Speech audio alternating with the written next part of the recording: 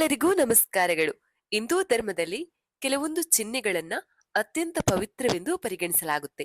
ಈ ಚಿಹ್ನೆಗಳು ಶುದ್ಧತೆಯನ್ನ, ಸಾಮರಸ್ಯವನ್ನ ಮತ್ತು ಆಳವಾದ ದೈವಿಕ ಸಂಪರ್ಕವನ್ನ ಪ್ರತಿನಿಧಿಸುತ್ತೆ.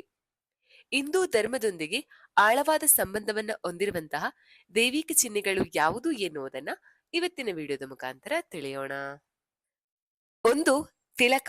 ಎಲ್ಲಾ ರೀತಿಯ ಶುಭ ಕಾರ್ಯಗಳಲ್ಲಿ ದೇವರನ್ನ ಪ್ರಾರ್ಥಿಸುವಂತಹ ಸಂದರ್ಭದಲ್ಲಿ ಹಣೆಯ ಮೇಲೆ ತಿಲಕವನ್ನ ಹಚ್ಚಿಕೊಳ್ಳಲಾಗುತ್ತೆ. ಹಣೆಯ ಮೇಲೆ ನಾವು ಇಟ್ಟುಕೊಳ್ಳುವಂತಹ ತಿಲಕವು ಅಜ್ಞಚಕ್ರದೊಂದಿಗೆ ಸಂಪರ್ಕವನ್ನ ಸಾಧಿಸಿರುತ್ತದೆ. ಏಕಾಗ್ರತೆ ಮತ್ತು ಆಂತರಿಕ ಪ್ರಜ್ಞೆಯನ್ನ ಜಾಗೃತಗೊಳಿಸುತ್ತೆ. ನಾವು ಹಣೆಯ ಮೇಲೆ ಇಟ್ಟುಕೊಳ್ಳುವಂತಹ ಪ್ರತಿಯೊಂದು ತಿಲಕಗಳು ವಿಭಿನ್ನವಾದ ಪದ್ಧತಿಗಳನ್ನ ಮತ್ತು ನಂಬಿಕೆಯನ್ನ ಹೊಂದಿದೆ. ಯಾವುದೇ ರೀತಿಯಾದ ತಿಲಕವನ್ನ ನಾವು ಇಟ್ಟುಕೊಂಡರೂ ಅದು ನಮ್ಮ ಮತ್ತು ಪವಿತ್ರ ಶಕ್ತಿಯ ನಡುವೆ ಸಂಪರ್ಕವನ್ನು ಸಾಧಿಸಲು ಸಹಾಯವನ್ನ ಮಾಡುತ್ತೆ. ಹಣೆಯ ಮೇಲೆ ಇಟ್ಟುಕೊಳ್ಳುವಂತಹ ತಿಲಕವು ಶಿಸ್ತು, ಸಾವಧಾನತೆ ಮತ್ತು ಆಧ್ಯಾತ್ಮಿಕ ಅರಿವನ್ನ ಎತ್ತಿ ಹಿಡಿಯುತ್ತೆ. 2, ತ್ರಿಶೂಲ. ತ್ರಿಶೂಲವು ಶಿವನೊಂದಿಗೆ ಸಂಬಂಧವನ್ನ ಹೊಂದಿರುವ ಚಿಹ್ನೆಯಾಗಿದ್ದು, ಇದು ಬ್ರಹ್ಮಾಂಡವನ್ನ ಸಮತೋಲನಕ್ಕೆ ತರುವಂತಹ ಕೆಲಸವನ್ನ ಮಾಡುವುದು. ತ್ರಿಶೂಲದಲ್ಲಿನ 3 ಶೂಲಗಳು ಅಥವಾ 3 ಬಿಂದುಗಳು ನಮ್ಗೆ 3 ಕಾಲಗಳ ಅಂದ್ರೆ ಭೂತಕಾಲ, ವರ್ತಮಾನ ಕಾಲ ಮತ್ತು ಭವಿಷ್ಯತ್ ಕಾಲವನ್ನ ಪ್ರತಿನಿಧಿಸುತ್ತೆ. ಹಾಗೂ ಈ 3 ಬಿಂದುಗಳು ಸೃಷ್ಟಿಯನ್ನ, ಸಂರಕ್ಷಣೆಯನ್ನ ಮತ್ತು ವಿನಾಶವನ್ನ ಸೂಚಿಸುತ್ತೆ. ಆಧ್ಯಾತ್ಮಿಕ ಅರ್ಥದಲ್ಲಿ ಇದು ಅಜ್ಞಾನ, ಬಾಂಧವ್ಯ ಮತ್ತು ಅಹಂಕಾರವನ್ನ ಜಯಿಸಬೇಕೆನ್ನುವ ಪಾಠವನ್ನ ನಮ್ಗೆ ಕಲಿಸುವುದು. ಆಂತರಿಕ ಪ್ರಶಾಂತತೆ ಮತ್ತು ಆಧ್ಯಾತ್ಮಿಕ ಅಭಿವೃದ್ಧಿಯನ್ನ ಸಾಧಿಸಲು ಆಲೋಚನೆಗಳು ಮತ್ತು ಕಾರ್ಯಗಳ ನಡುವೆ ಸಮತೋಲನವನ್ನ ಕಾಪಾಡಿಕೊಳ್ಳಬೇಕೆಂದು ತ್ರಿಶೂಲವು ಹೇಳುತ್ತೆ. 3, ಕಮಲ. ಹಿಂದೂ ಧರ್ಮದಲ್ಲಿ ಕಮಲವು ಜ್ಞಾನೋದಯ ಮತ್ತು ಶುದ್ಧತೆಯ ಪ್ರಬಲ ಸಂಕೇತ.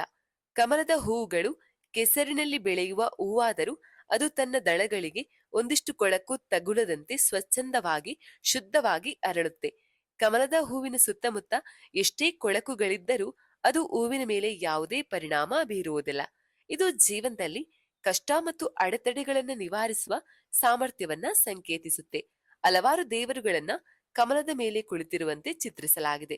ಇದು ಆಧ್ಯಾತ್ಮಿಕ ಜಾಗೃತಿ ಮತ್ತು ಸ್ವರ್ಗೀಯ ಸೌಂದರ್ಯ ಎರಡನ್ನ ಪ್ರತಿನಿಧಿಸುತ್ತೆ. ಆಂತರಿಕ ಶಕ್ತಿ ಮತ್ತು ಸ್ಪಷ್ಟತೆ ಎಂಬುದು ನಿಜವಾದ ಬೆಳವಣಿಗೆಯ ಮೂಲವೆಂದು ಇದು ಒತ್ತಿ ಹೇಳುತ್ತೆ. 4, ಸ್ವಸ್ತಿಕ. ಸ್ವಸ್ತಿಕ ಚಿಹ್ನೆಯು ಹಿಂದೂ ಧರ್ಮದ ಅತ್ಯಂತ ಗೌರವಾನ್ವಿತ ಮತ್ತು ಪ್ರಾಚೀನ ಸಂಕೇತ. ಸ್ವಸ್ತಿಕ ಚಿಹ್ನೆಯು ಸಂಪತ್ತನ್ನ, ಅದೃಷ್ಟವನ್ನ ಮತ್ತು ಅತ್ಯುತ್ತಮ ದೈವಿಕ ಶಕ್ತಿಯನ್ನ ಪ್ರತಿನಿಧಿಸುವಂತಹ ಚಿಹ್ನೆಯಾಗಿದೆ. ಇದು ಕುಟುಂಬಕ್ಕೆ ಹಾಗೂ ಆ ಕುಟುಂಬದಲ್ಲಿನ ಜನರಿಗೆ ಅಲೌಕಿಕ ಪ್ರಯೋಜನಗಳನ್ನು ತಂದುಕೊಡುವುದು ಎನ್ನುವ ನಂಬಿಕೆ. ಪ್ರಮುಖ ದಿನಗಳಲ್ಲಿ, ಹಬ್ಬಗಳಲ್ಲಿ ಹಾಗೂ ಆಚರಣೆಗಳ ಸಂದರ್ಭದಲ್ಲಿ ಈ ಚಿಹ್ನೆಯನ್ನ ಮನೆಯ ಮುಖ್ಯ ದ್ವಾರದ ಬಳಿ, ದೇವರ ಕೋಣೆಯಲ್ಲಿ ಅಥವಾ ತುಳಸಿಯ ಮುಂದೆ ಹಾಕಲಾಗುತ್ತೆ. ಸ್ವಸ್ತಿಕವು ಮೂಲತಃ ಸಾಮರಸ್ಯ, ಸಮತೋಲನ ಮತ್ತು ಜೀವನದ ನಿರಂತರ ಅರಿವನ್ನ ಪ್ರತಿನಿಧಿಸುವಂತಹ ಒಂದು ಚಿಹ್ನೆಯಾಗಿರುತ್ತೆ. 5, ಓಂ ಚಿಹ್ನೆ. ಓಂ ಚಿಹ್ನೆಯನ್ನ ಹಿಂದೂ ತತ್ವಶಾಸ್ತ್ರದಲ್ಲಿ ಎಲ್ಲಾ ಸೃಷ್ಟಿಯ ಮೂಲವೆಂದು ಪರಿಗಣಿಸಲಾಗುತ್ತೆ. ಓಂ ಎನ್ನುವ ಶಬ್ದವು ಎಲ್ಲಾ ಜೀವಿಗಳನ್ನ ಒಂದುಗೂಡಿಸುವ ಮತ್ತು ಬ್ರಹ್ಮಾಂಡದಾದ್ಯಂತ ಕಂಪನವನ್ನು ಸೃಷ್ಟಿಸುವಂತಹ ಶಕ್ತಿಯನ್ನ ಒಳಗೊಂಡಿದೆ.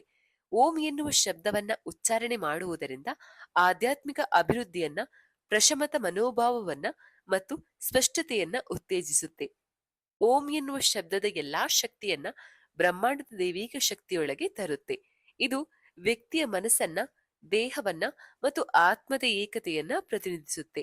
ಈ ಕಾರಣಕ್ಕಾಗಿ ಪ್ರತಿಯೊಂದು ಮಂತ್ರವನ್ನ ಪಠಿಸುವುದಕ್ಕೂ ಮುನ್ನ ಓಮನ್ನ ಸೇರಿಸಲಾಗುತ್ತೆ. ಇದಿಷ್ಟು ಹಿಂದೂ ಧರ್ಮದ ಪ್ರಮುಖ ಚಿಹ್ನೆಗಳು. ಇನ್ನೊಂದು ವಿಷಯದೊಂದಿಗೆ ಭೇಟಿಯಾಗೋಣ. ಅಲ್ಲಿವರೆಗೂ ಟೇಕ್ ಕೇರ್.